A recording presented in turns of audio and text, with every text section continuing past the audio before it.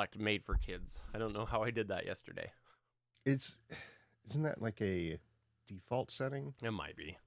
YouTube says live. I don't see our video yet in the preview, but it says live. So there we go. It's refreshing. There we go. Hello, hello. Good morning. It is morning. I can say it because we're at 8 my time and 11 yours. Good morning, because it's both mornings our time. Good morning, everybody. Good morning. It is a separate option in OBS. Okay. I was just thinking it was just standard in YouTube, but no, there is a separate, is this video made for kids? And you just clicked the wrong one. Okay, got it. Well, I don't set it up in there because I'm using Restream. So it's... Is it a separate option in Restream? No, because the options basically are set. I go in and I have to set up the YouTube video originally. Although I should look, since Restream changed their panel a few weeks ago, I wonder if I can just pre-schedule it in there. I should look. There's a 50% off Black Friday sale on Restream right now, by the way. Well, maybe. I don't know. I was fine using... Yeah, I'm just mentioning it. OBS. Because... Yeah, this what is $10 a month is the... But it's only on annual plans, unfortunately. Oh, yeah. No, I'm not going to do that. All right, I'm going to quickly go to Threads and post that we are live.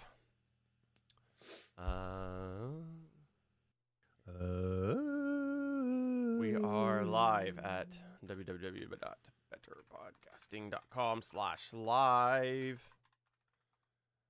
I almost typed it this morning because I was barely awake when I typed my first post. Huh. I almost typed better pod fasting. Damien, maybe if that was the thing, but it could have been something else too. Obviously, our vaunted producer has not been paying too close of attention as he's rapidly trying to set these up for streaming. Yeah, I didn't see what he suggested, but I'm pretty I remember hesitating on the setting, so it's probably me. He's referring to the weird headphones thing. Oh yeah, what happened with that? Well, he's speculating that it was set for kids. Did we have any chat last week? Because if we had chat last week, it would not have been set for kids. I think he had to come over to Discord, but I'm not sure. Well, we're the only one that uses live chat, so let's look here. That was on which day was that? That was did we record last Saturday or Friday? I don't remember. Oh, hold on. Somewhere around the 8th. I can go into the show doc and figure it out.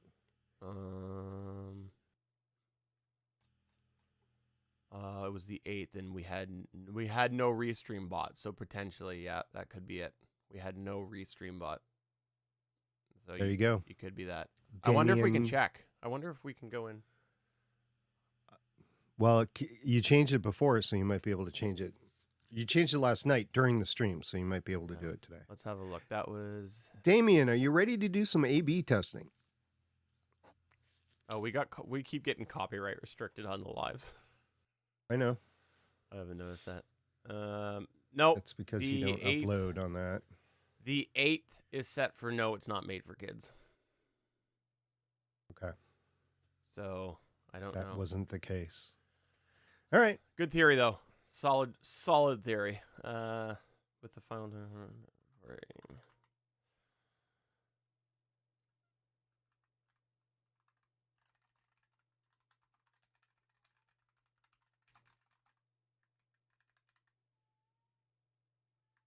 All right. That is posted there. I've been really enjoying Blue Sky, I have to say. We'll see how long that lasts. Yeah, I think it's just a bump from the latest Exodus. Well, I made a comment in our social media discussion about a recent experience change, and that was about that time that I started to notice a bunch of stuff, and yeah, I agree. The recent push has emphasized that, but I'm not sure what it is. I guess it must just be more people. So we'll see how long it takes for it before it goes downhill. Yeah, maybe. I mean, we are coming up on the holidays. All right, there we go. Are you ready? Oh, I'm still recording. stop. 'Cause I hit stream it I automatically. wonder. I'm going to take this video room. I'm going to stuff it into OBS. Okay. And it comes up with a frickin'. Can you hear me? Yeah. Okay, it comes up with a frickin' you have to log in thing inside of OBS. OBS. Yeah. I'm just going to get rid of OBS. It's gone, so we don't have to worry about that. Are you good to record? Yep. 3, 2, 1. Record. All right. Because I'm thinking it's coming in as your account as being the producer, Yes. and that you would have to enable me as being, what do they call it, the second yeah. producer or whatever. Yeah. But still pretty cool. I'd prefer not to screw around just because of the limited time I have this morning, if that is okay. Well, whatever. Oh, no, I did my screwing. do Let's. you want me to? No, I 'Cause don't. now I'm curious. Now I kind of want to. Okay. Let me Here, tease you. here, Let's let get me send you that. together over Hold- the holidays. No, Okay. no. Let's take care of this. I could send 'cause you the link. I could send you the link to mine, to my video, which should be. Yeah, No, that wouldn't no. be everything. Let's just go. Okay. Oh well, now the tinker in me wants to do it. Okay, we'll try it some other time. Okay. Okay. Some other time. Sounds good. Thanks everybody for joining us. That's gonna wrap up the show. So bye. No. All right. I think we're good. Let's see. Actually, I don't have the chat. There's the chatty chat. I feel like there's something I'm missing, but that's okay as long as we're recording. Eamon's not here. Oh, I thought he was here. There we go. I usually chat in Discord, so my name is right. Fair enough. All right. Should we go? Yep.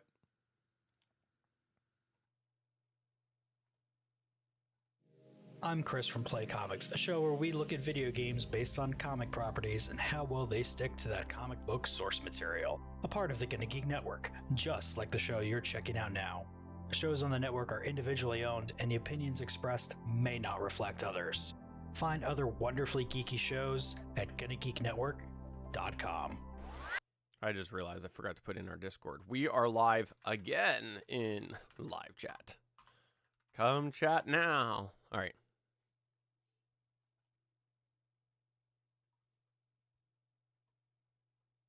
Welcome to episode 311 of Better Podcasting.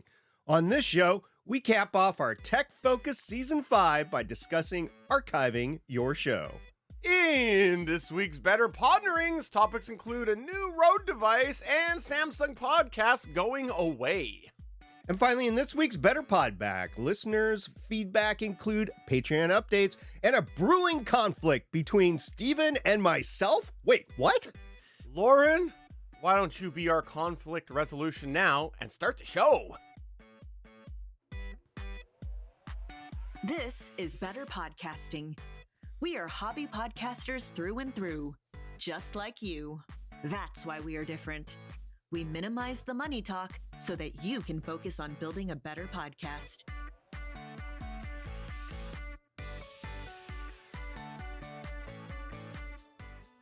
This is your penultimate season 5 episode of Better Podcasting. It's episode 311. I am Steven, and I am pleased to say SP is here to help do this penultimate episode. Yes, this is the last prepared topic we have in season 5, and I hope you've been enjoying it. We've had a lot of great topics, a lot of great discussing topics between us and Discord. Disgusting too. I was going to say, yeah. Yeah, so yeah, it's been really fun, and I hope that everybody will enjoy this particular episode, and we have a call to action at the end, so be prepared for that one. Absolutely. And we will still have one more episode this season, and that will be our annual gear episode. So you got one more 2024 Better Podcasting ahead of you. in addition to this episode. So we hope that you enjoy this episode and then come on back next week for the annual gear episode.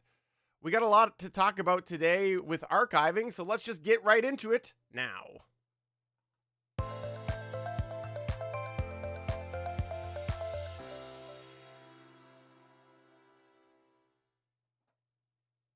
Whether your show is active or you're just looking to wind it down right now, there's a podcast consideration that doesn't get much talk in this podcast advice space, and that's archiving. With podcasting being a digital platform, it's likely that you are rapidly accumulating all those ones and zeros in cyberspace at a very rapid pace. This can be especially true if you happen to be an audiophile or you have a video element to your show. If you're an audiophile, it's likely you're wanting to use and potentially keep those high quality source files. And that's like FLAC files or WAV files, files that are really large, basically, in terms of a compressed file. And if you do video, well, you just can't get away from those large files. Heck, the final published files at 4K for me usually run between 8 and 12 gigabytes for an hour show, so that adds up. But even if you're not one of these, you may be wanting to keep some of your project materials in case of future reference. Some reason you might want to keep a level of your project files includes remastering the final product. Do the George Lucas treatment, right? You have a final product and then you're like, I didn't quite like that. So you remaster it with the final product, maybe possibly using some AI along with there, but you have to have the source files to do that. I'll just say SP shot first. Yeah, I mean, that's always been true. So you could also repurpose the content in promotional or other emerging publishing venues that might not even exist today, or as historical records for your descendants that might be curious about genealogy. You never know. But not everyone wants to keep the highest quality file. They just want to access something should they need it. This means that archiving practices can vary drastically from podcaster to podcaster and from podcast to podcast. But also consider this. What the archiving is can vary as well. For example, there's the aforementioned project files. There's also archiving completed files. And there's archiving production materials such as development notes or documents, archiving show descriptions in the published document itself. And there can also be archiving support materials such as the promotions, the sound bites, and maybe those future higher quality data files that I was talking about a minute ago with a service that doesn't exist yet. Also, in addition to archiving your raw and production files, there's a topic of archiving your entire show. That's right, you're actually getting a twofer topic for this episode because eventually odds are that you will have to think about what happens to your show when you stop producing it. Could be pod fade, could be a completion, one of the two. Do you maintain the RSS? Do you maintain the web page? The files themselves, do you even care if it is available in the future once you stop or complete your show? And what are some of the reasons you might want to maintain the show online in some fashion? And don't worry if you're listening to this thinking this is a sneaky way for us to announce that Better Podcasting is ending and we're trying to archive our own show. It's not. We'll be back for a season 6 in 2025. But we intentionally placed this topic as the final non-annual gear episode topic of the season because it felt fitting to discuss archiving at the end of the season and the end of the year. All right, so let's kick off this segment talking about our personal archiving practices, and we will start off talking about the files and project part of this. And let's break this section into 4 main categories. The first is the working documents and the planning materials. The second is the project files and the associated in product.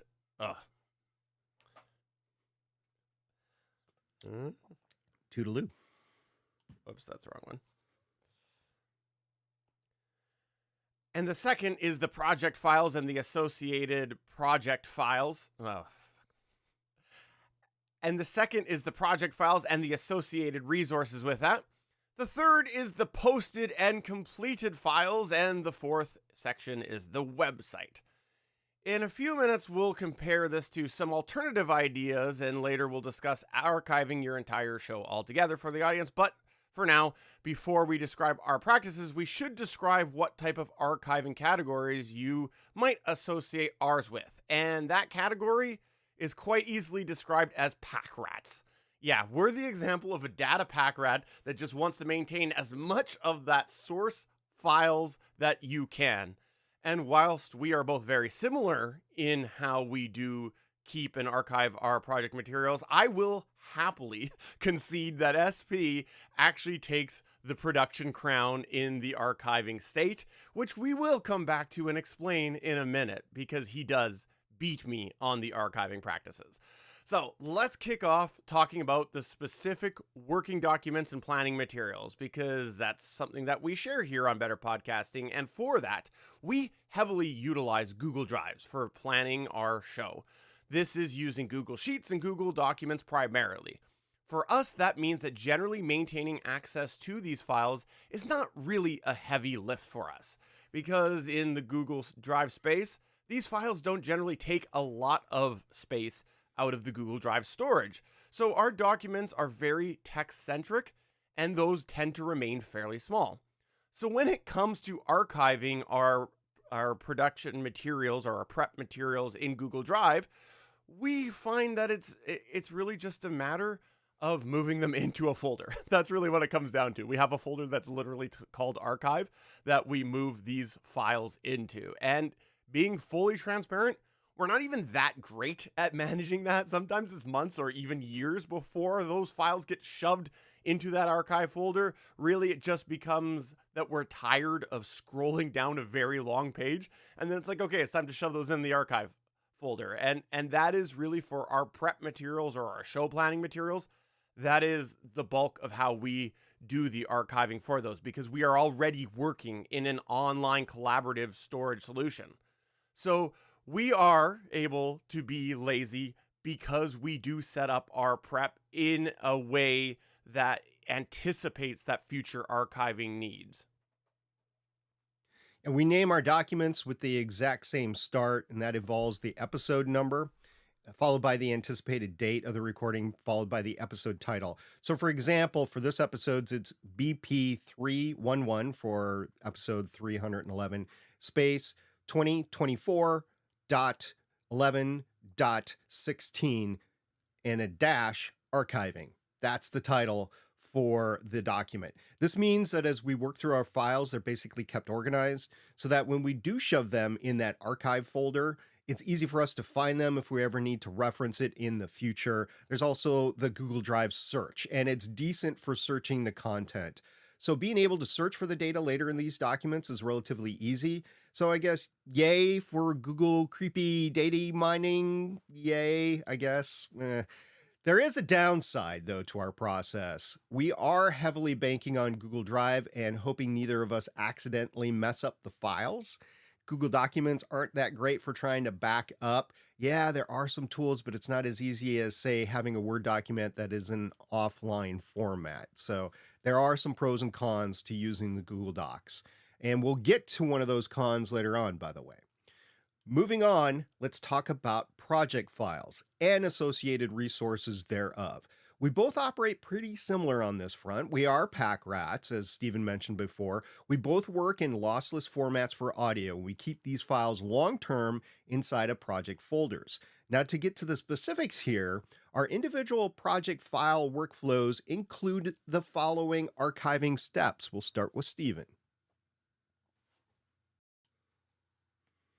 You knew it was coming. I did, but I was making a joke about our Better Podcasting being out. I knew exactly what you were doing, and I had no option but to go smack it. I thought you would take yours first. That's okay.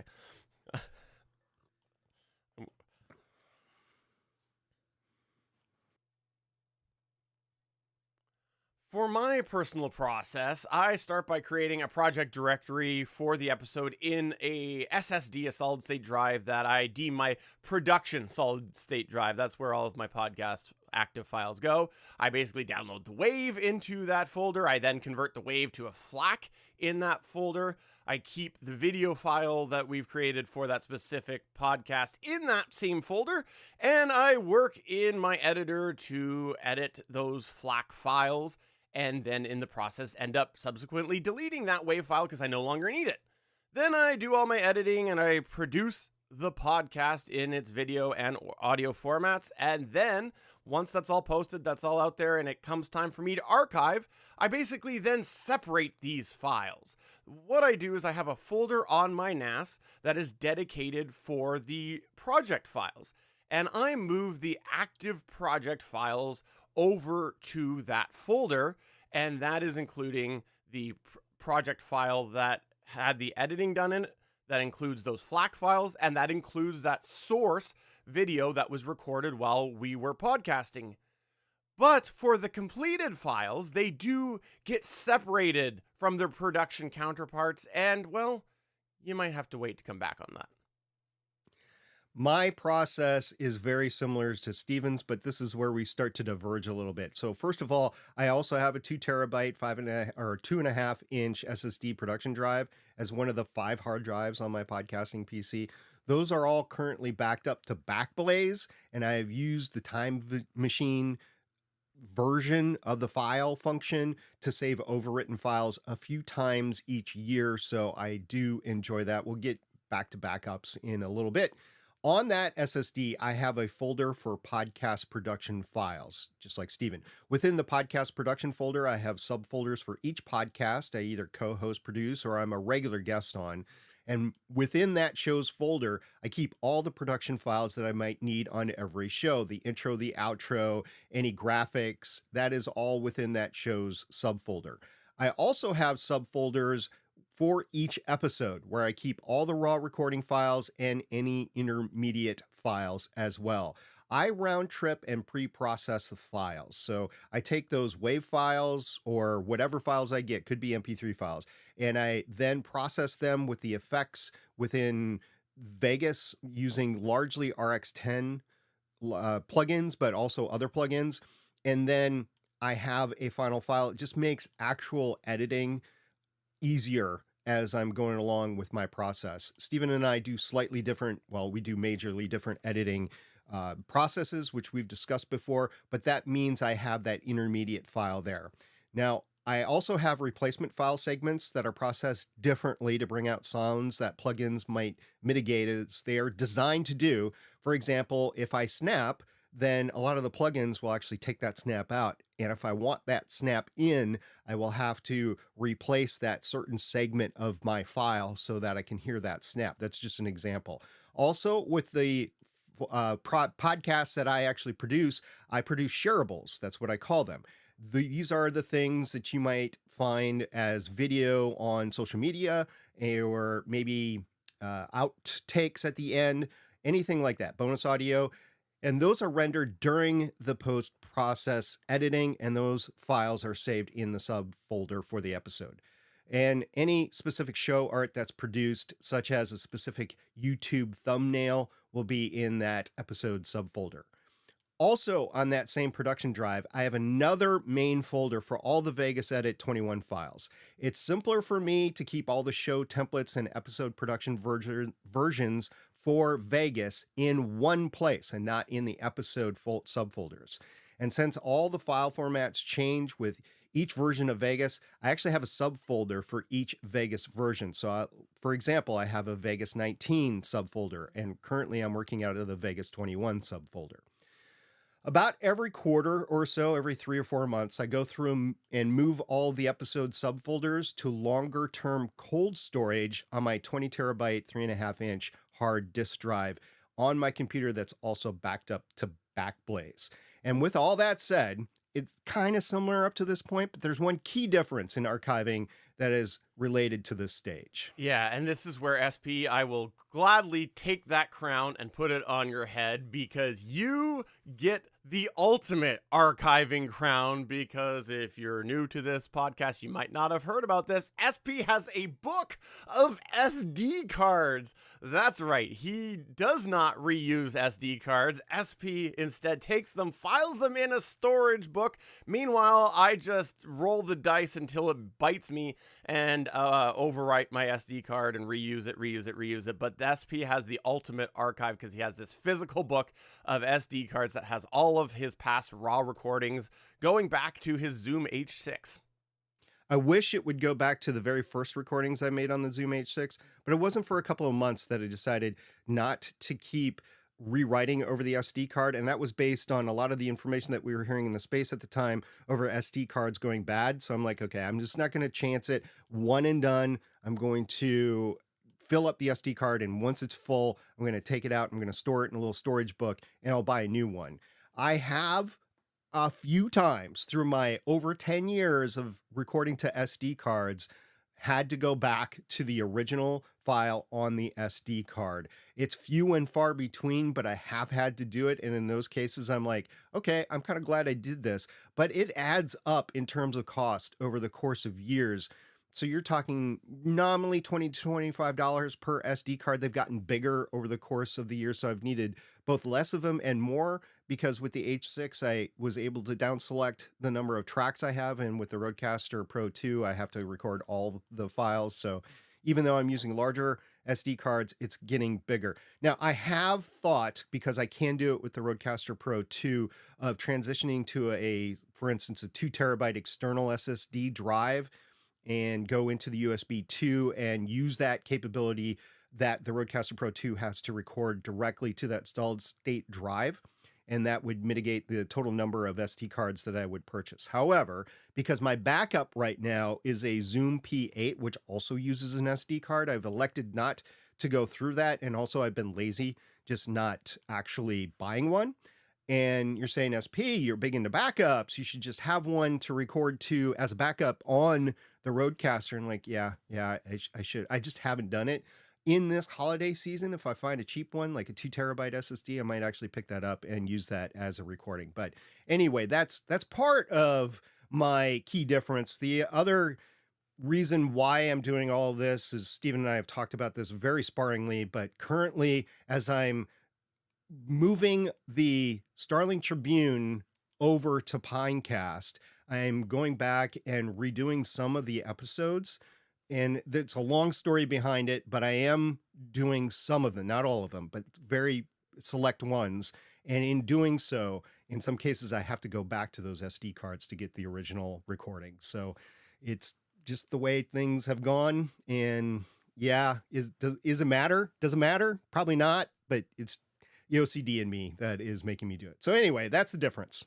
We also have a minor difference with how we deal with our completed/posted files, basically the final compilations that we have exported from our editors. And for me, I basically separate my video and audio files, the files that are uploaded to YouTube and my media host. Those ones are separated to 2 different folders. Now, the reason why I do this is because back when I was trying to put everything onto a bunch of different hard drives within my one computer before I had a NAS, I was really trying to balance data. So the idea being I had one hard drive that could take all of the completed video files, and also another hard drive that had the completed audio files, and then another hard drive that had the production project folders that we just mentioned a few minutes ago. The idea being that hard drives were only affordable up to a certain size, so I needed multiple drives, and thus I kind of scattered the data. I also kind of like the idea of having them on multiple drives just as another fail point, but that was something that that was how that started. And then when I moved to my NAS, I have just kept that going where my project files are in their own folder with associated subfolders. And then I just have a big project or a big folder for the posted videos and a big folder for the posted audio. Although I have been a little remiss in separating the audio files, the MP3s, in recent months. I should probably get back on that. Yeah, as I deal with my completed files, they are both the MP4s and the MP3s in the episode subfolder. However, for ease of searchability and to easily copy the MP3 tags over to a new file, and I use a program called Tag and Rename just to copy and paste onto the new file, I have a subfolder on my archive 20 terabyte drive for all the final files for all of my shows, at least the MP3s. And this is what is uploaded to my media host provider. And once again, these are all backed up to Backblaze. So I do have not only a copy in my working drive, I also have a copy on the final drive, in some cases too, when I actually move the episode subfolder over. And I also have a copy in the completed files. So, and Backblaze. So yeah, I feel pretty secure about that. And of course, also the published files that are on the media host and YouTube. Additionally, we should note right now that the process of uploading to multiple destinations could be considered an archive process, but maybe we'll come back to that in a few minutes. Last part of our workflow that we wanted to mention about archiving is the website, because quite frankly, the website archive is primarily just going to be routine backups, because we do archive our website. And the way that I do this is there's twofold. Number one, I do heavily bank on the automatic backups that come with our web host, but also every now and then, especially if there's something large that's changed, I will go in and manually back up a copy of the website and keep that on a local folder. And then through the times that go on and that folder gets a little bit larger, I do decide when I might purge that folder. There isn't anything specific on that. It's just kind of like, hey, look, this folder is getting a bit large. I think what I'll do is clear out a bunch of the intermediates and maybe keep one from this month and one from the month before, and essentially just on the fly decide how much historical information I'm going to keep in those local backups. But that is something I tried to archive the old copies of the website, because you never know when you're going to need that. And that is something that I have had to do before, is dig into the archive because something's gone wrong and I needed to go and extract that information. And I was glad that I had that. And since I am talking about backups and archiving the data, the one thing I do want to address is archiving old content, because for us, it is rare on the website that we actually need to pull something off of the website. But in the case,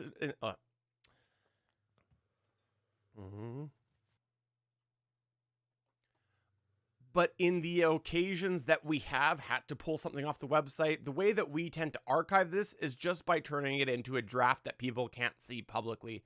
It's very rare that we actually like to go to our web presence and fully delete something. We usually like to just make it so nobody can see it. That way, if we ever do need to refer to it in the future, it's kind of in an archive state, which is really just a draft mode. So from a web perspective, that's something we like to do as our sort of archiving practice. And I have gone into the WordPress instance and actually searched for keywords and actually pulled stuff up that has been archived there. Okay, so now we've talked a bit about our archiving process. Let's acknowledge the elephant in the room. And no, we're not talking about my stack and books of SD cards that I'm holding up for the video watcher right now.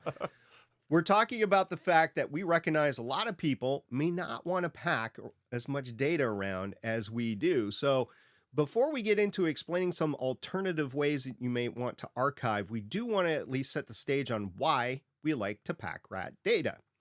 We both have had situations come up multiple times where we've had to delve into our original multi-tracked project file. And sometimes we've wanted to be able to just get the one track from that file.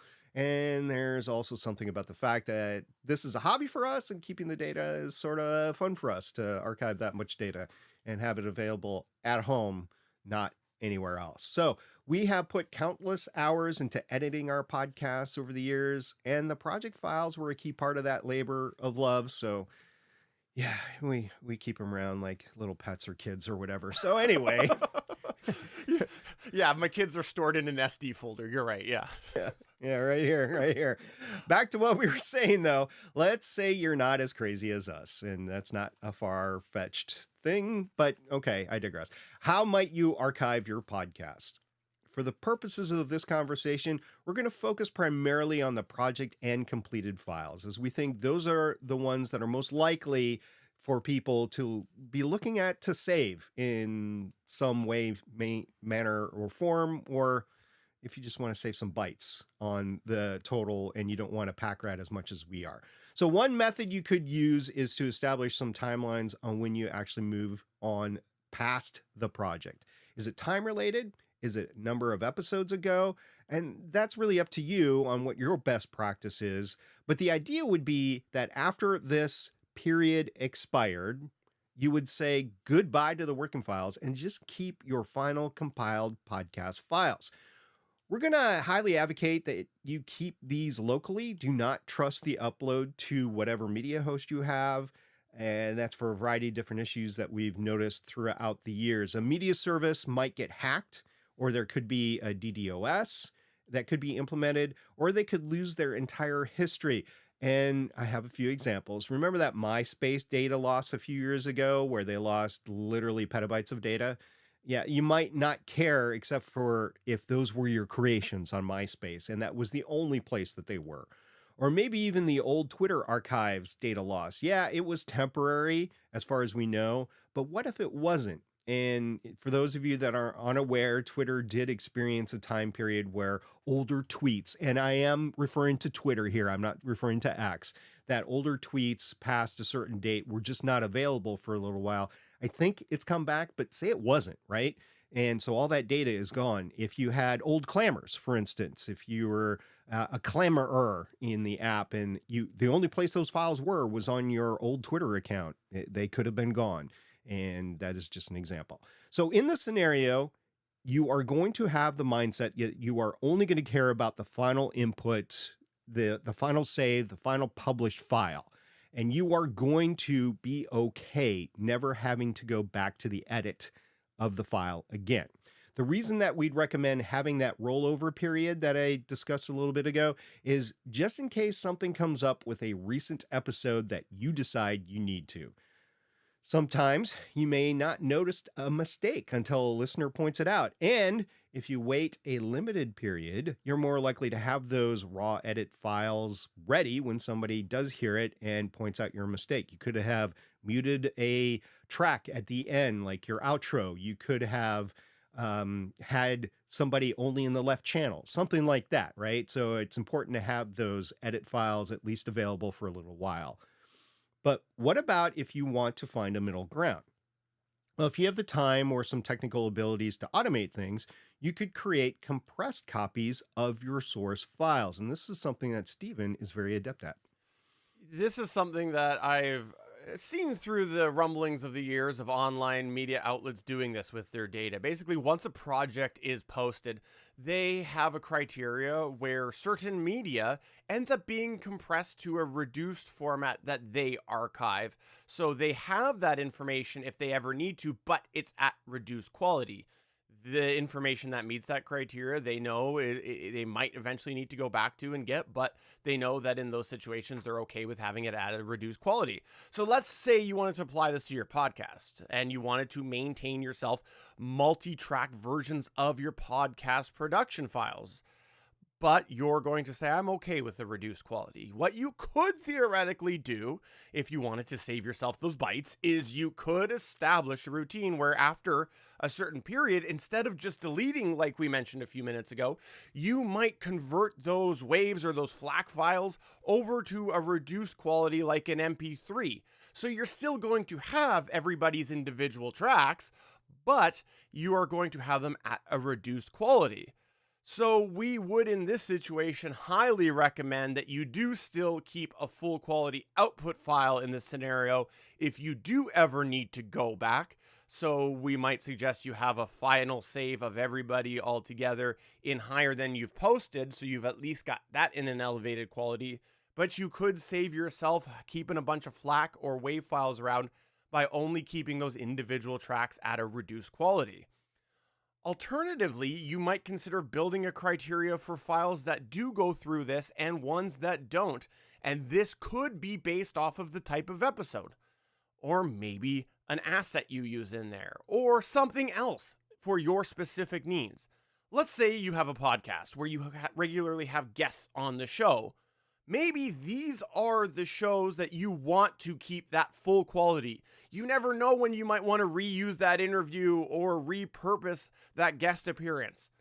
Meanwhile, the other shows where you just have your regular hosts on there, maybe those go through the reduced quality process. You could really come up with some form of combination that makes sense for you, but you might want to just think about what is the purpose of keeping this archive and what might be the right balance so that I have the files I need later and have the ones later at a reduced quality that I'm okay with. If you do decide to keep lower quality archives of your show, make sure that you do just be aware that you'll never be able to take advantage of remastering the files at the highest quality that you originally worked with, if that ever comes up. Alternatively, still talking about data archiving, your process might include an online drive service. You're all familiar with these terms: Google Drive, MediaFire, Dropbox, iCloud, etc., whatever it is. This could be a variation of any of the forms that we've described so far today, but the biggest part is that the archiving step ends up being removing it from your local storage and placing it in a private online platform, whatever data that might actually be that you've decided to both place online and eventually pay for, because it's going to be enough data that eventually you're going to have to pay for whatever it is on whatever platform you choose to archive it. We are aware that as people try to transition to say a MacBook that has a limited number of storage on it versus say a PC like Stephen and I have, that you're only going to have so much data available on your machine. So a online drive service or storage service is probably going to be the preference of a large number of hobby podcasters out there. So moving on though, so far today, we've talked a lot about the data management, essentially archiving the files themselves. But in the same breath of talking about podcast archives, there's a totally different type of podcast archives that we want to at least carve out a place for our conversation today. And that's archiving your actual podcast on the internet. So we made it clear that we suggest hosting your RSS feed and your podcast through a traditional method. Traditionally, that means using something like a media host to host your media and having an active RSS feed. But what happens if your podcast is complete and you want to just keep your podcast available for somebody that wants to download it, but you don't want to keep paying for or managing that RSS feed? Well, in that case, you may want to use an online service to help archive your podcast somewhere that you can just set it and forget it. And some of the examples of this include YouTube, archive.org, Patreon. So yes, even Patreon, and that was part of our media host review, that you could use it for an archive purpose. So when it comes to archiving your podcast online, you should consider a similar thought to what we've discussed so far with data management elsewise. You're basically moving that information from one full-fledged area to another, and that likely comes with some restrictions or limitations. For example, if you're simply archiving your podcast on YouTube at this time in November, December of 2024, from a functional perspective, it's like you won't have an RSS feed for people to subscribe to. And thus, your podcast will likely find itself out of the different directories. It's not going to be in podcatchers anymore. You're not going to be able to listen to it on Spotify or on, well, depending on where you host it, or on your podcatcher of choice, whatever that is, Apple Podcasts, Podcast Connect, whatever. But that's okay, because if you're likely actively looking to move your podcast from an sorry. That was yeah, that was me. I think that was a poor note that I put there. I'll take the blame. I read it wrong. All right, you ready? Yep. But that's okay, because if you're actively looking to move your podcast in an archive state, you're probably determined it's okay to do that. We'll come back to that in a bit, by the way, that decision to archive. A similar method could involve moving from a hosting platform that you're not currently using, but offers a free media hosting option. And one of those is Spotify for podcasters, which is why I mentioned Spotify as a caveat a little bit ago. Red Circle has a free plan. Spreaker has a free plan. Currently, all of those have unlimited data that you can put on their platform and associate it with an RSS feed. There are other options out there, but they come with limits, most notably the amount of episodes or hours that you can host. And a couple of examples is Acast and Podbean, but there are others. And as we discussed in season 4 of Better Podcasting, we created our own criteria for reviewing media hosts. And you may have your own, by the way. That might mean that the media host that you choose wasn't free. But if you are going to be archiving your podcast itself, do those criteria even still matter to you? Probably not. However, you should be aware that in the process of archiving your podcast on another platform, it's likely that information is going to break somewhere. For example, if you have media hosted on your old platform linked to a neutral website, those links are probably going to break unless you spend time updating them, right, Stephen? Yeah, and that could be a part of your podcast archiving process, if you're even going to keep said website around, which is going to be a decision in itself that you'll have to make. But if you do keep that website around and it has links to all of that media, you might have to go and update those, which would be part of the archive process. Or if you are lucky and information somehow doesn't break, it could just mean that you're going to have a lesser experience than you are used to. Let's say, for example, you have statistics on your current platform that you're not going to have on the free platform that you move to. They might be different or more limited compared to what you have been traditionally used to, maybe even non-existent. These are things that you have to be aware of. Or perhaps you're going to lose specific features that you have on your chosen media host. Maybe you have a bunch of subscriptions currently going on that. Well, if you move to a free platform that doesn't offer that or offers them differently, you might lose those subscriptions. If you have a media host that has dynamic ad insertion, well, that's going to change if you change media hosts. Or perhaps to the whole website thing, what if your website itself is actually on your media host? You're going to lose that as well as you migrate media hosts. There's also the chance you might lose access to different podcast directories if you set those up through your existing media host. Let's say that you did choose to push your podcast to a specific destination and you had that set up through your media host. When you go and change to that archive platform that you've chosen, that connection will basically brink. It's coming to the brink of breaking. That connection will essentially break. Yes, the 301 redirect should take care of moving the RSS feed, but the actual owner of that directory, the link that's currently there to your media host, will break.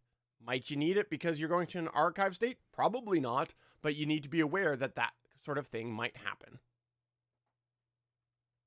In any case, the archiving process of your podcast online will involve you making the conscious decision to change your podcast from an active state to a passive state. So do any of these things really matter when you're talking about what you've done to set up your show to begin with?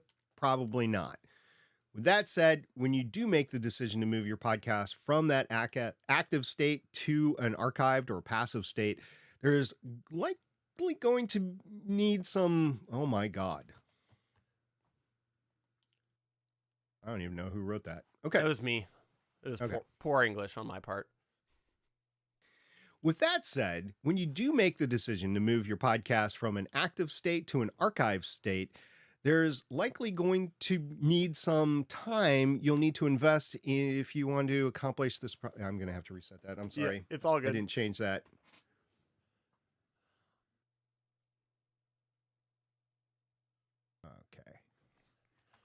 Okay.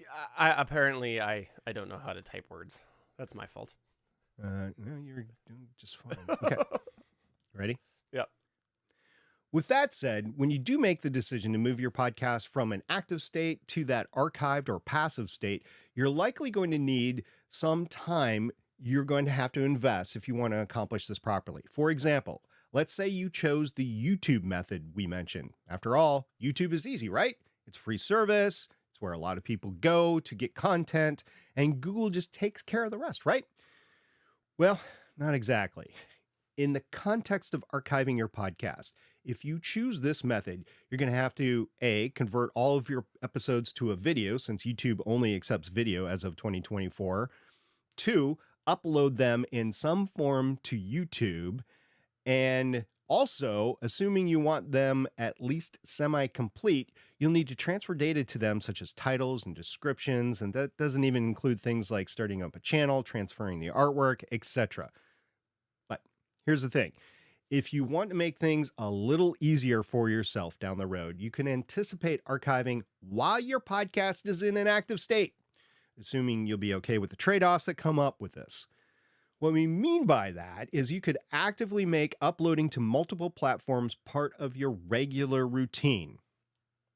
Although we're not really the biggest fans of having your media host automatically post to YouTube with static image because of all the complications of the algorithm on YouTube, the upside to doing this is that you're essentially building an archive as you go. This could be the same if your media host supports a destination that serves its own version of the files. In these situations, if you ever wanted to close down your primary RSS feed, you just have to look at how you claim back that listing directly so that you can disconnect it from linking to your media host. And the last method we want to discuss today about how you might archive your podcast is one that involves paying still for the media host. This is a real feasible option and arguably perhaps one of the easiest one if your media host does fit into this category. If your media host offers the ability to downgrade or reduce the plan that you're paying for, you could potentially do that to save yourself some money, but you will still be paying on an ongoing basis. Some examples of this include Podbean. You could downgrade to the $9 per month plan with RSS.com. You could potentially, if you fit into the category, get yourself a reduced plan there for $4.99. Or with Pinecast, you might be able to get away with just getting rid of all the add-on features maybe you added for your Pinecast and just stick with the $10 starter plan. Really, the idea is looking at what you're currently paying for on your media host and seeing, is there things I can cut out to have a cheaper option available that I can be comfortable just paying on a reduced basis, on an ongoing basis, to keep that podcast online in an archived state? With all of those archive processes that we discuss, there are some big picture archiving considerations that we think you might want to have. You should be aware that every archive process is going to take some time, some organization, and likely some cost as well. You should start by asking yourself what your intention is with archiving the data. Although we've largely stayed away from the topic of backups today, in a sense, archiving is really a form of backing up your podcast content. You're essentially backing up your posted podcast by keeping certain production files or resources available for later use. Since the goal is to maintain data in a somewhat cold state, that means that you likely want to make sure that if or when it becomes time to access this information again, it's there for you to use. There are a few high-level considerations that we will mention that may fall a little bit more in the realm of backup, but it's worth considering just the same for archiving. And that is, you may want to have multiple copies of the data. You might want to explore different things like rotating out an external USB drive and place it in a safe deposit box. And that is to help with geographical separation. Say there's a natural disaster like a hurricane, a tornado, flood, fire, earthquake, something like that. If it's not in your house, and your house or your apartment, wherever you live or wherever you work, then at least you have a copy of the data somewhere else, even if it's relatively local, but that it's not hit with a localized thing like a tornado or a flood. And there's also consideration for multiple copies. I'm sure you've heard the term 3-2-1, have 3 copies of the file in at least 2 different places, and then likely you'll end up with 1 copy in the end, right? So there's also the possibility of data corruption. So having 2 different files that are never deleted and that you can do some sort of compare and contrast to eventually, you'll run the less risk of actually having data corruption and losing that data. I don't know if you're new to podcasting, if you've had a wonderful opportunity to going back to a file that you think is there, but you can't open it for a variety of different reasons. And one of those reasons could be data corruption.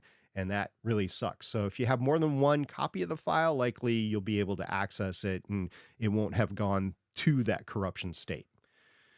So ask yourself, what are you okay losing and what you absolutely want to have down the road? The answer to these are going to lead you to what your target will be for your archiving process. But once you've determined that you need to consider your budget and how much time you can spend to archive or to achieve this archiving goal and to archive the archive goal, this might depend on how organized of a person that you are. Somebody who isn't reliably organized may not want to embark on the idea of a hybrid archive system that depends on converting files to another format. It's a lot of work if you're lazy. And how will this turn out in reality? It's okay to be honest with yourself and say you just can't see yourself doing that. It's also going to take a lot of your time. As we mentioned earlier in the show, one of the reasons our planning documents are a bit of a chaos is because we don't move them until it becomes a nuisance in our Google Drive. That's just an example. We just let it roll until one of us goes, and we've never questioned each other on it because the data is still there. It's just in the archive folder. But you may also want to consider how your archiving solution fits in with your backup solution. As mentioned, we are advocates of backing up your data. And if you are archiving a lot of your podcast data, that is going to affect how much backup space you are going to need. How big is that drive? This could be an online solution, like we mentioned before with a cloud drive, or it could be a local solution on-prem, like hard drives. Although we should emphasize once again that the best data protection solutions involved multiple points. Additionally, you may want to consider the pricing of online storage compared to local storage. When you go over a terabyte of online storage, you might be fine with the pricing, but eventually it starts to increase rapidly. And compare the recurring cost of that to something like an external drive. But now we're getting into the weeds. And to be honest with you, Steven Snass, and I just don't want to go there today. I don't want to go there either.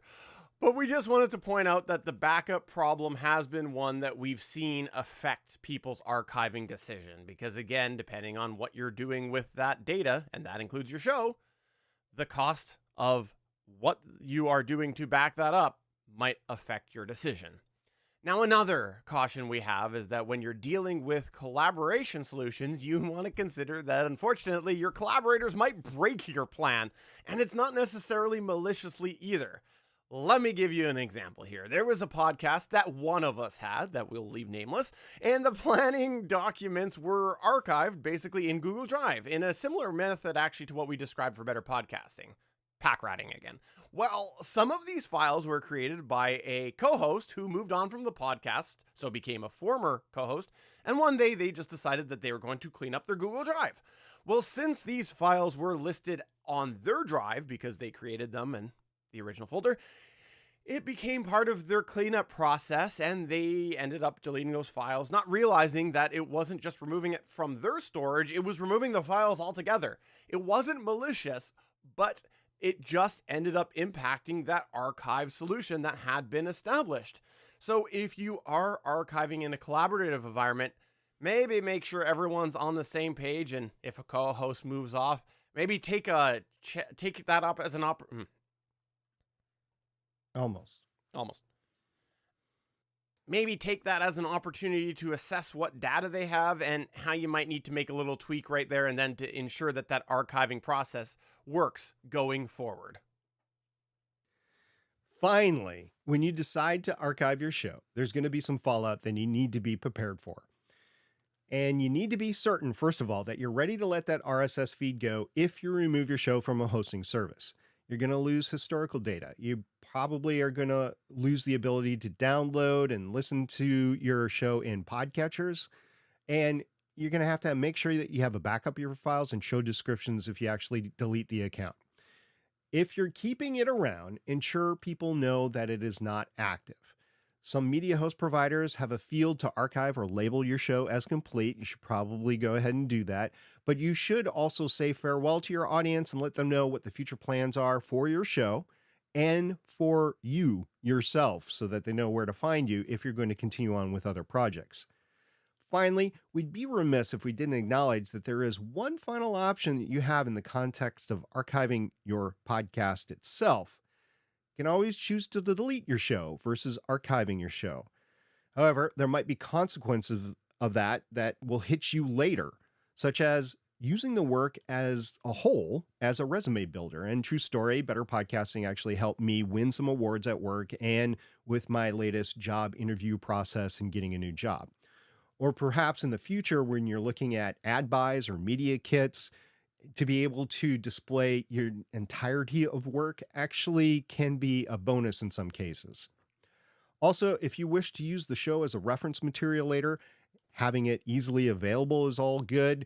for both you and your audience members. I mean, there's some shows that I've listened to in the past that at least have had websites that had archived the stuff or forums. And then when those went away, I'm like, oh, well, I guess I don't have those anymore.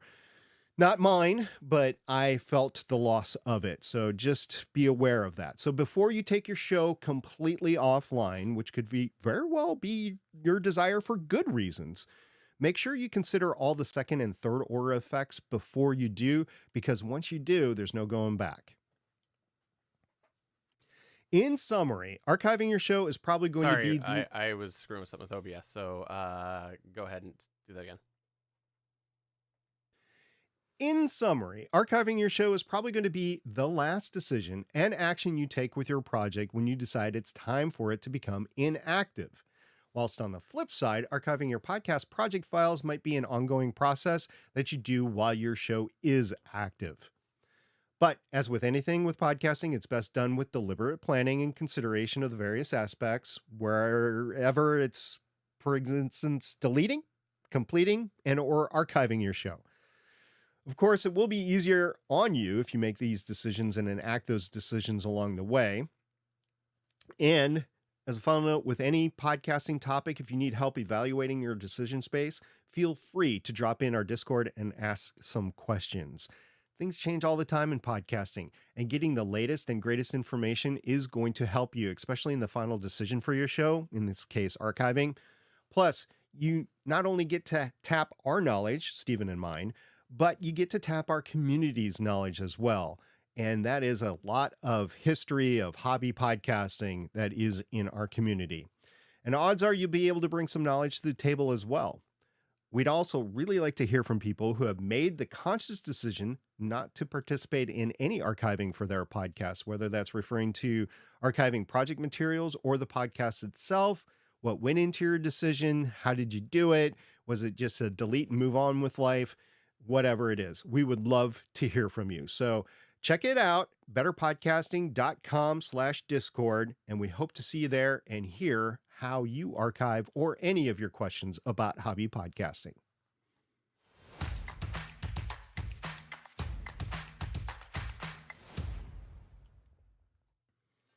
All right, it's the Better Podnerings time, and we're going to start off talking about Spotify.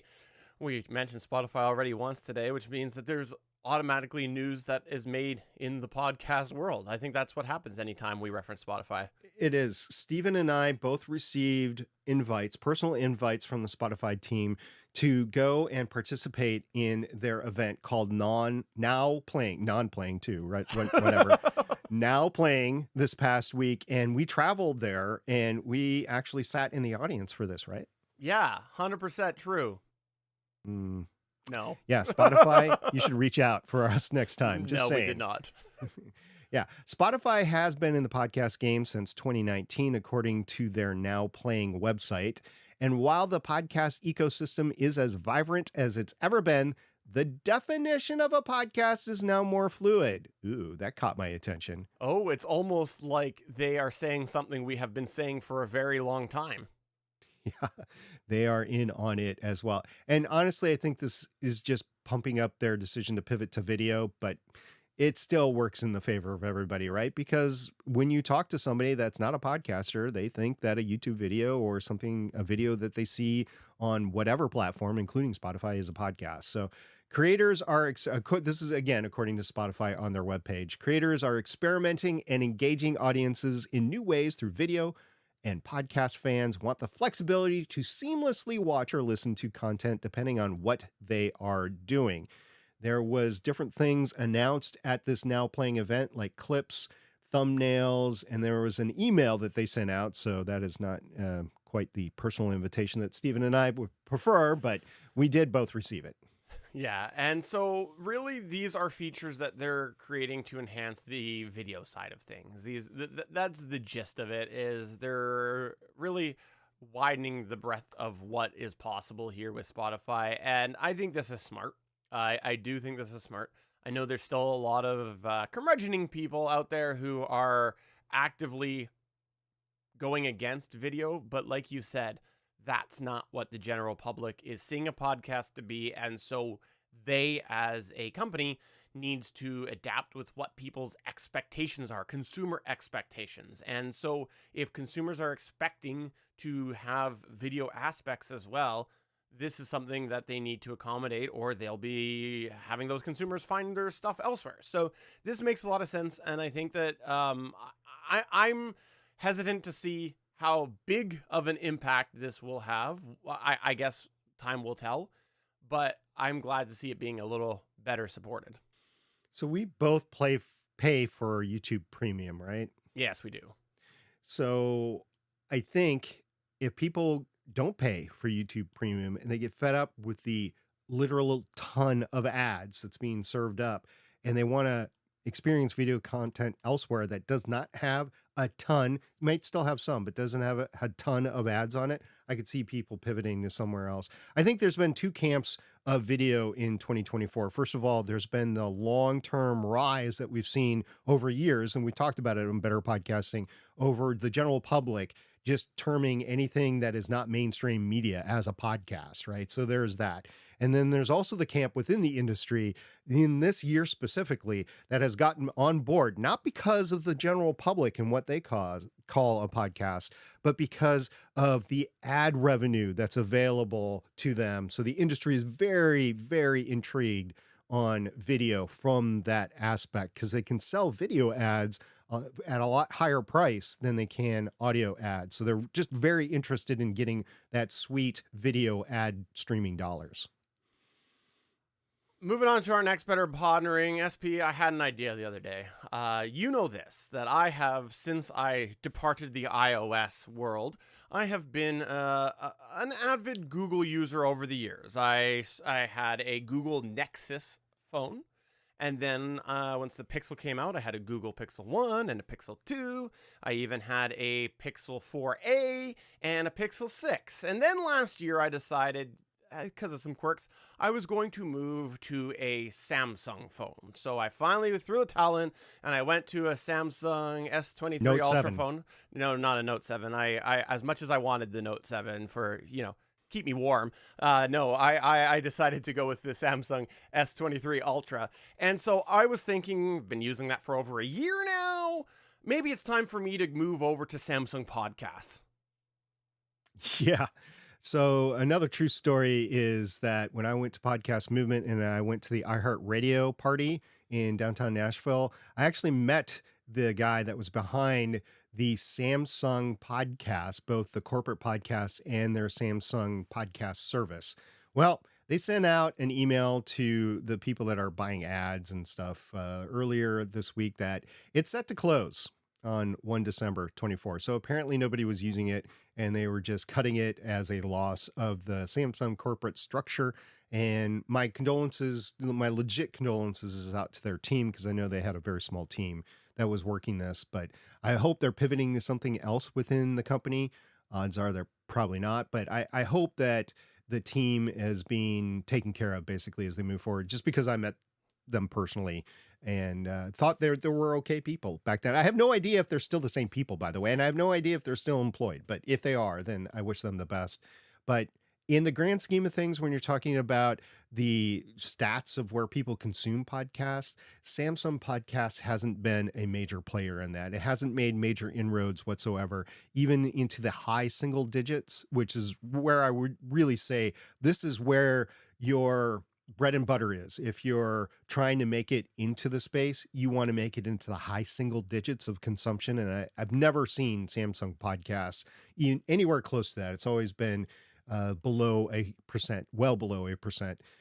You can find these stats various different places. Buzzsprout has a statistics page that's available for anybody to go see, as well as a couple other places that get podcast statistics on where the shows that they're hosting are actually being consumed, and Samsung has just not been there. So RIP Samsung Podcasts, and I hope that eventually Android gets some sort of central hub like the iOS structure has with Apple Podcasts.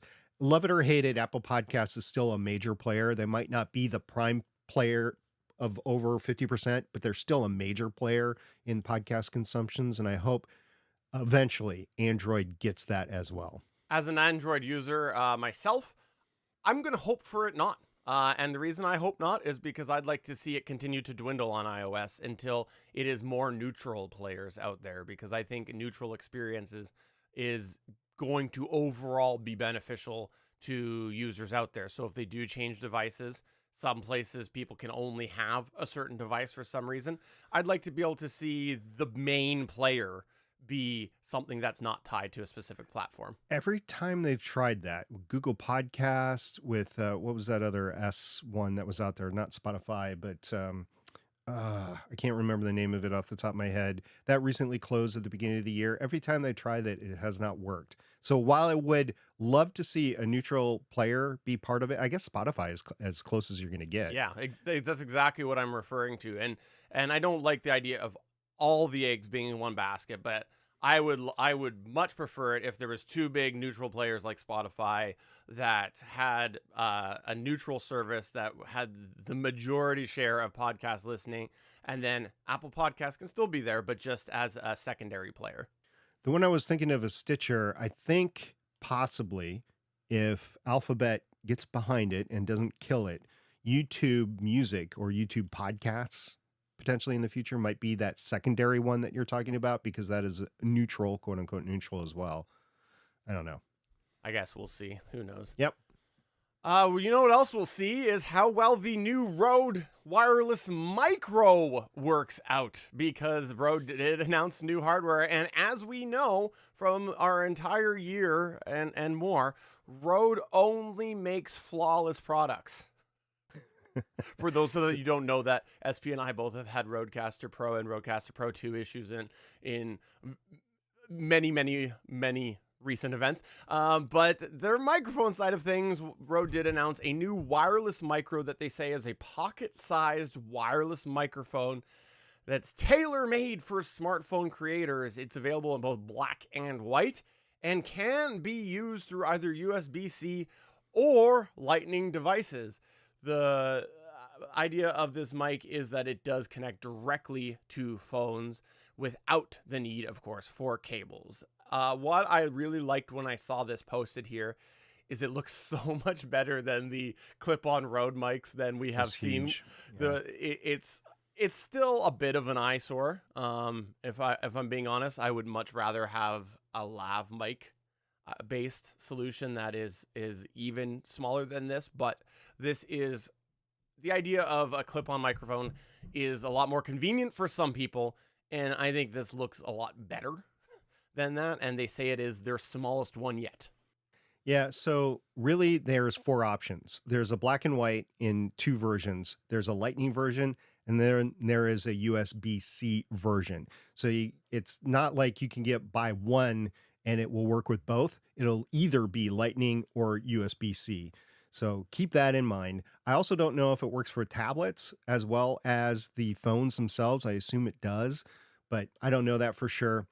And then if you've watched the video, by the way, because there was a video announcement from Rode that came out of that, the guy that was presenting, he refused to use the word dead cat, because, you know, those fuzzy things that prevent the wind from listening through microphones, they are commonly referred to in the industry as dead cats. And he said everything but dead cats when he was talking about it. So obviously he has an aversion to saying dead cat on the microphone thing. It is slightly larger because it's wireless. They have to power it, and it has to have some sort of transmitter in it. So, okay.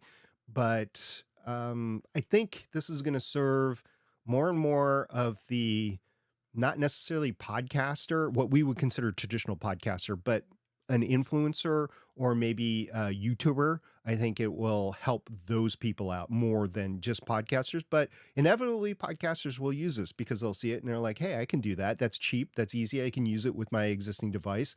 And then that's fine. And if you're able to do that, more power to you. I still think if you're producing long form audio content, you still need a dynamic microphone inside a studio. This is not me being a curmudgeon. This is me being realistic with your post-production headaches that will inevitably come from using this system. The one thing that I did want to call out is they do have a couple of sound features that they're touting that I look forward to waiting and seeing how they work in execution. The first is that they have a, quote, patent pending acoustic chamber design that apparently is meant to capture, quote, exceptionally clear and intelligible audio, end quote.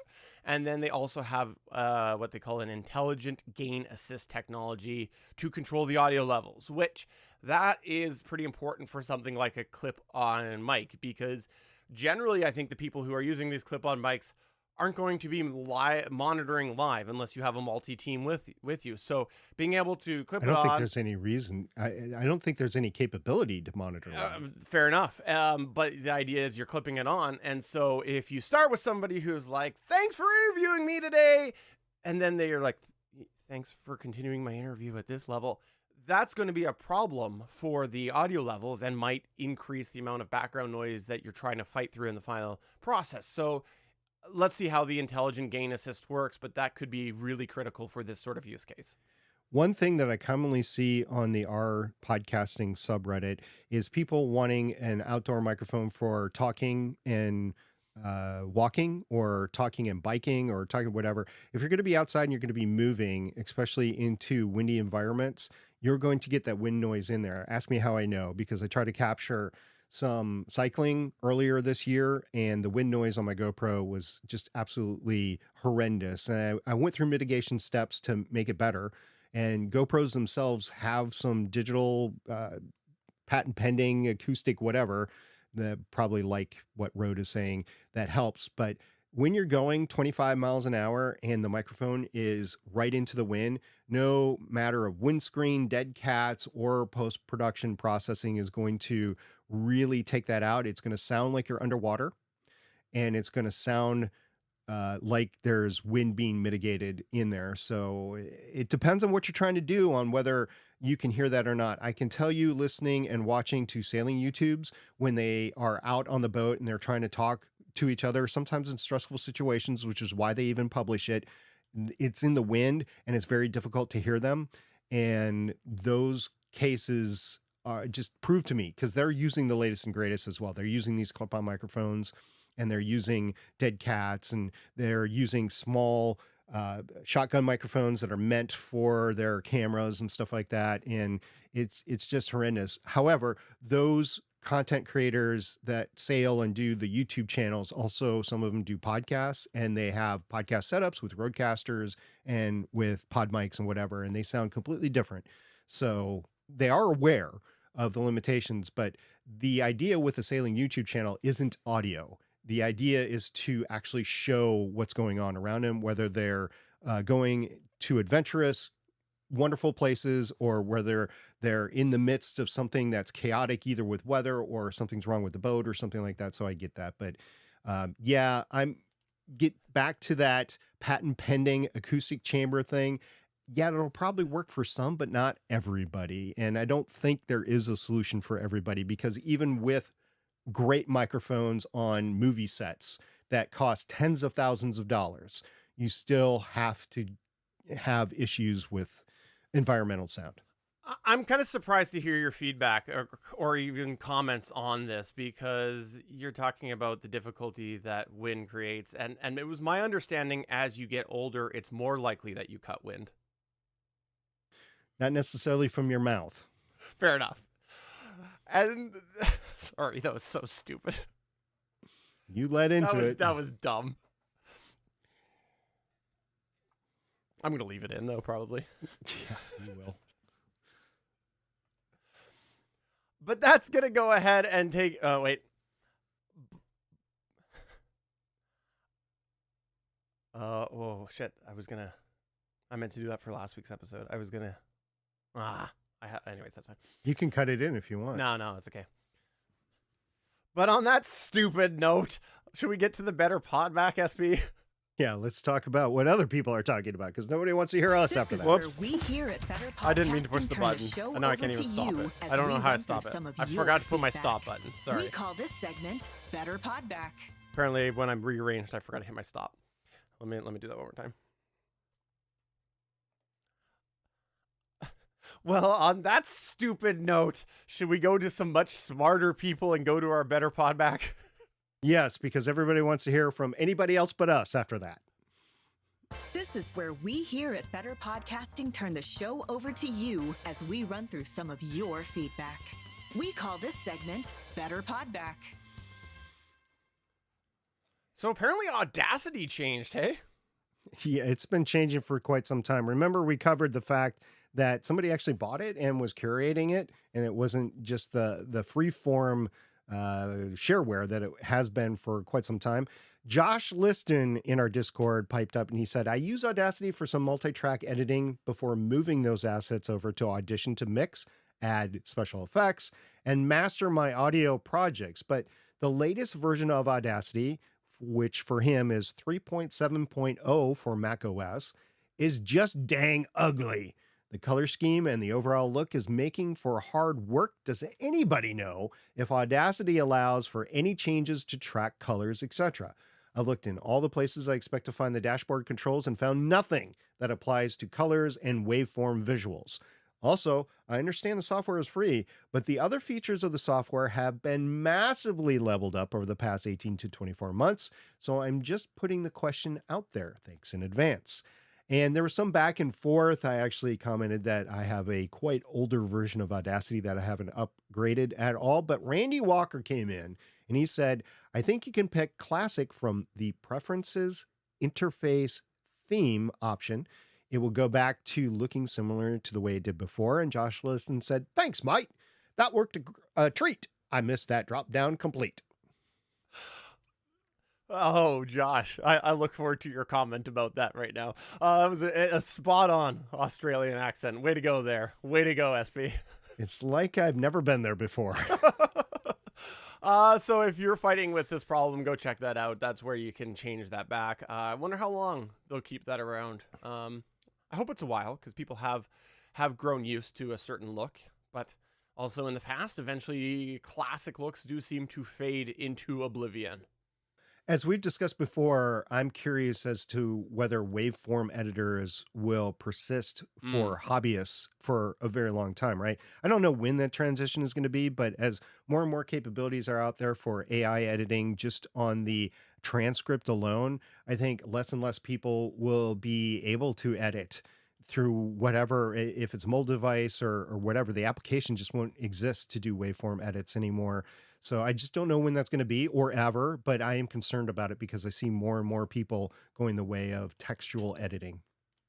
The next thing we wanted to chat about was in our Discord. Following up to our website episode, we had Waffles from Play Comics. He said, WordPress gang! Exclamation point. So he was excited to shout out that he was part of the WordPress gang. And then in context to the Elementor plugin, we mentioned DC Dave said, I didn't realize Elementor plugin could be used without using their service. I was looking at PowerPress, but figured based on the security incident, you were not suggesting them. So 2 parts. Number 1, Elementor does have a free tier and a paid tier. So when you do I believe it's when you do the second line themes Bolden plugin, that is something that Elementor is a part of that, and it's the free version.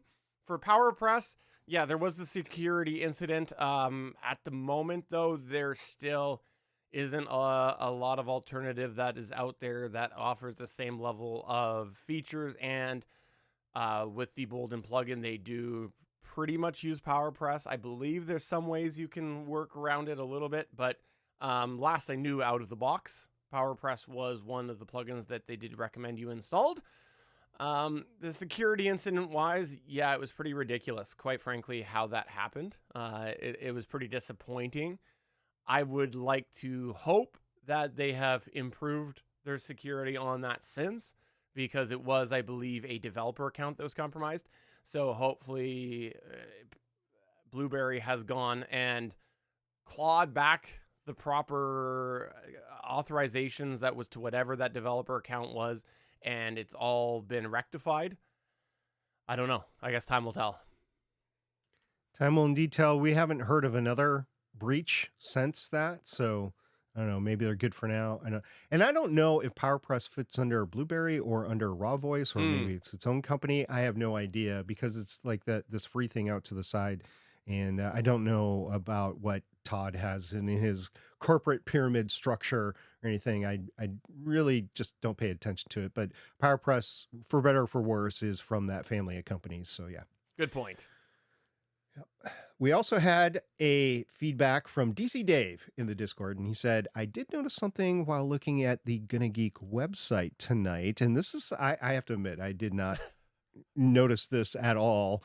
And I'm glad that he did. I think he was looking at things because he was setting up his own website. In any event, it was a very astute observation. And Stephen, what exactly is in your profile? Well, he noticed on my profile that I have a very, very old personal bio that's on there. I honestly haven't looked at it in forever. In fact, I literally copied and pasted it from the old site to the new site when we upgraded that a while back. And one of the excerpts from this says Nexus ? Nexus, period. Star Trek versus Star Wars ? Star Trek every time. Con! Sorry, that was a terrible con. And then he noticed... the original one was terrible too, but anyway.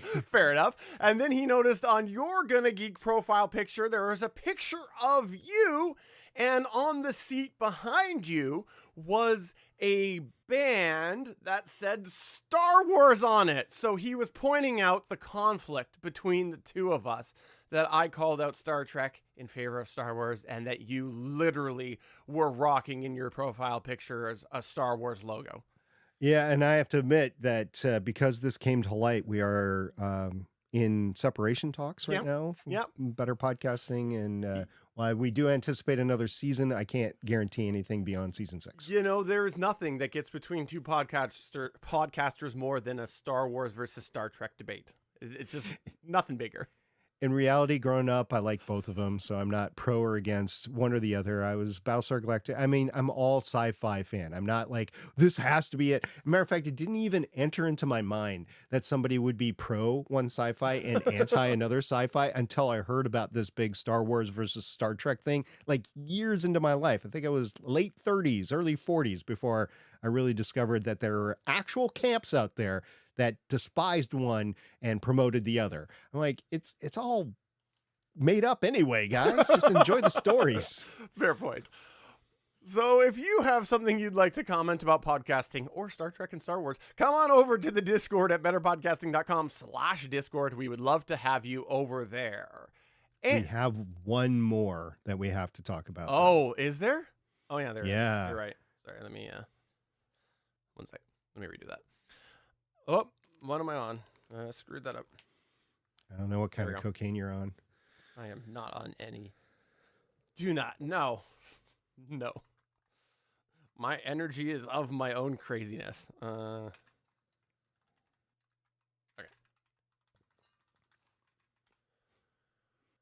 So if you have anything you'd like to say about podcasting or Star Trek and Star Wars, come fight it out in the Discord at betterpodcasting.com/Discord. And our last piece of Better Pod back is from the one and only, the honorary third co-host of Better Podcasting, Damien the DM. And Damien the DM spoke up in our Discord and he said, I know you don't usually get into monetization. We don't. But Patreon just announced some changes, upcoming changes, and hinted at commitments to better support podcasts on Patreon. I've got an email from them about it, if neither of you do, that I can forward along.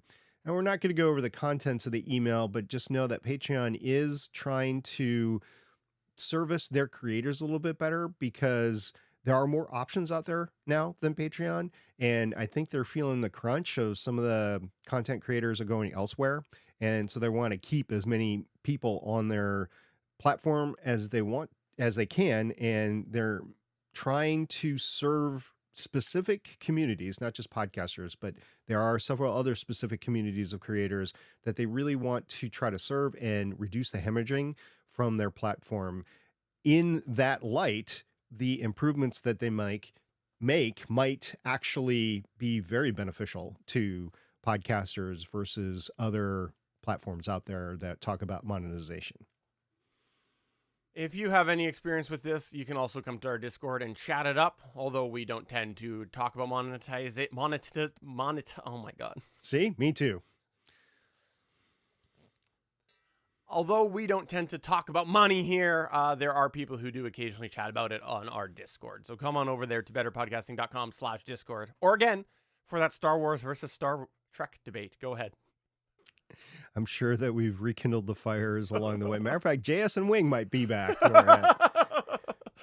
All right, we got one more episode after this one. It's our gear episode, so we hope you come back next week. But we are going to see you, hopefully, in 2025.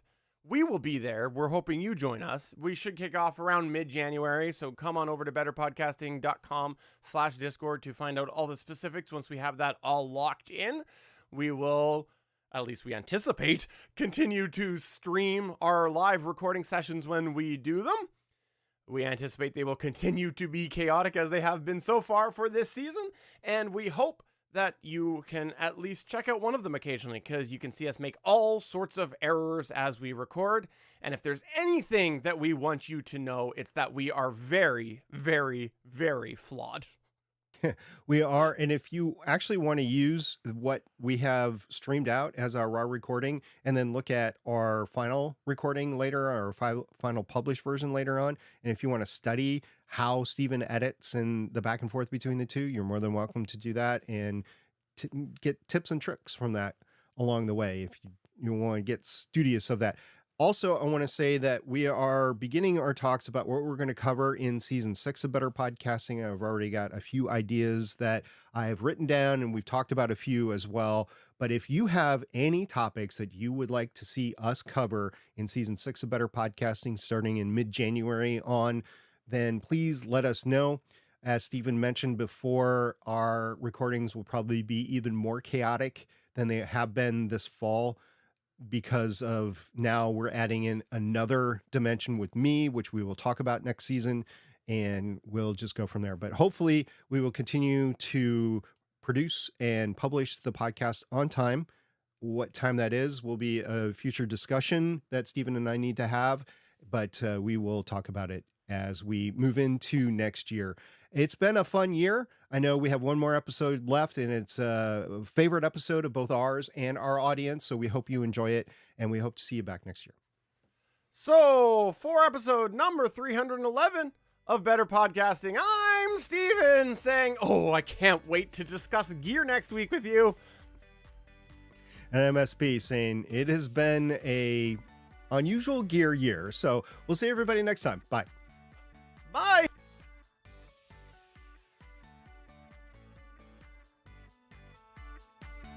Thanks for checking out another episode of Better Podcasting. You can find the full back catalog of Better Podcasting at betterpodcasting.com. If you're into geeky podcasts, please check out the other podcasts on the Gonna Geek Network at gonnageeknetwork.com. This show was produced and edited by Stephen Jondrew. Voice work was done by L.W. Salinas.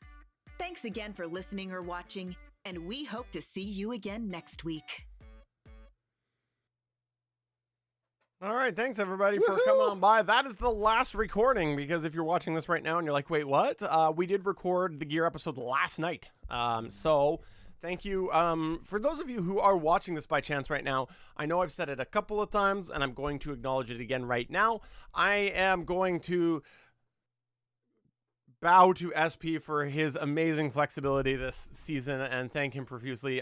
There has been so many random schedule changing each week because of problems in my personal life, and that included this week's recording. So thank you very much, SP, for that. I've said it offline, and I'm saying it now publicly because I really appreciate that. So everybody pat SP on the back for being such an amazing co-host to me and helping me with that. So thank you very much.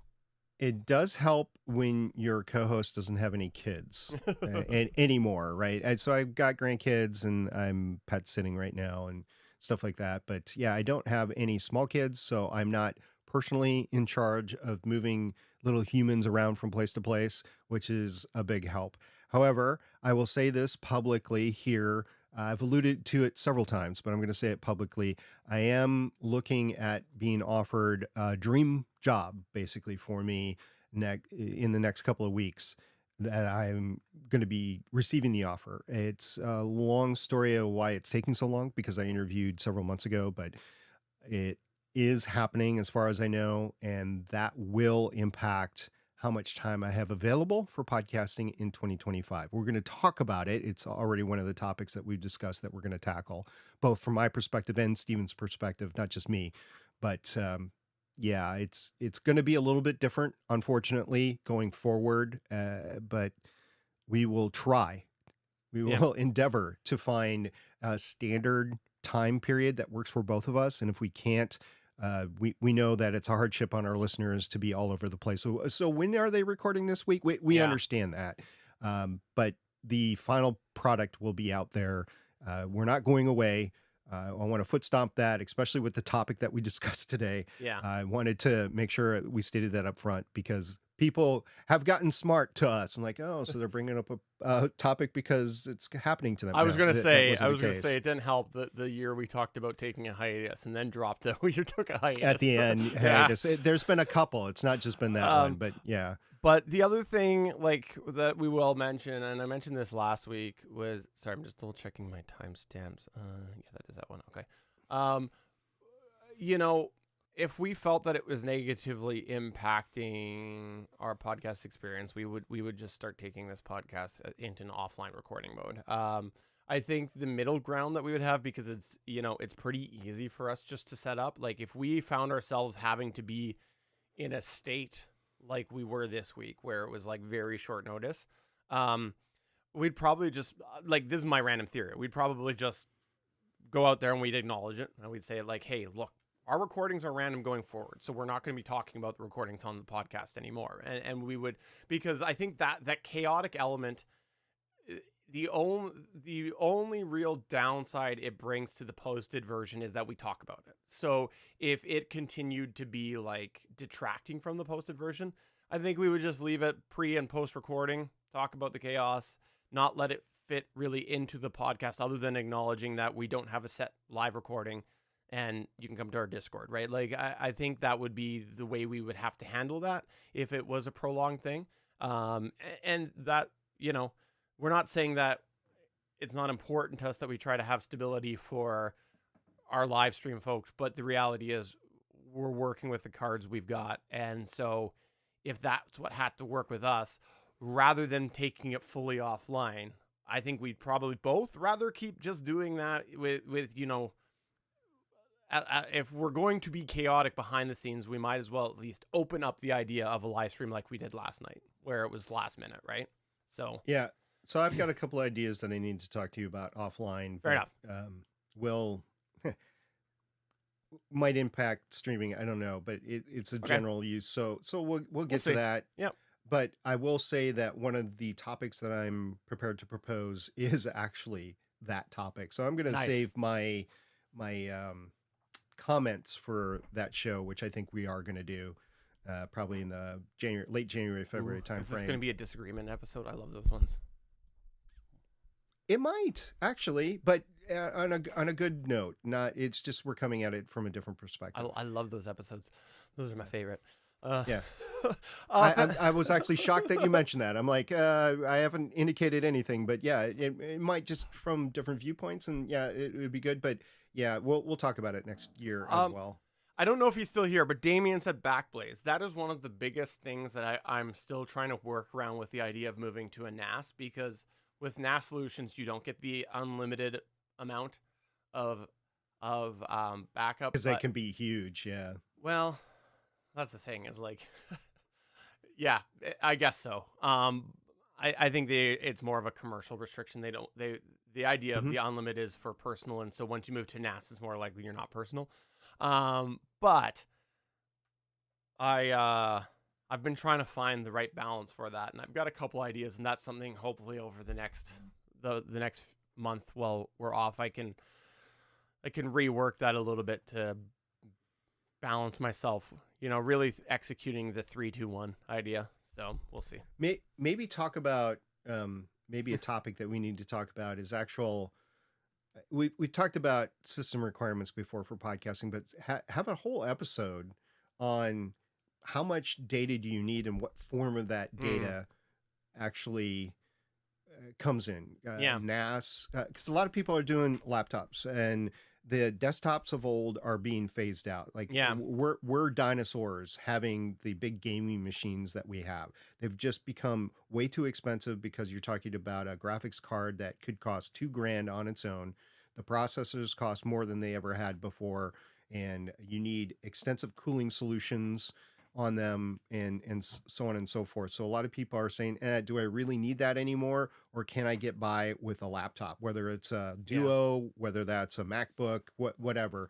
And those have limited amounts of storage. So I think a whole episode surrounding how much storage that you need and what form of that storage can take, including the NAS solution and backups of the NAS, I think would be very appropriate. Yeah, that's a good point. And we have actually had some NAS discussions. I think it's increased. I would say it's increased to, for the average Joe discussing in our Discord, it's increased because probably that point you mentioned. So, yep, I think that's become more and more of an issue. Yep. Anyway, all right, thank you so much to everybody that has been with us this year. I got to try to go it's in kind here of- and see if I can I adjust know. your focus. Let me adjust.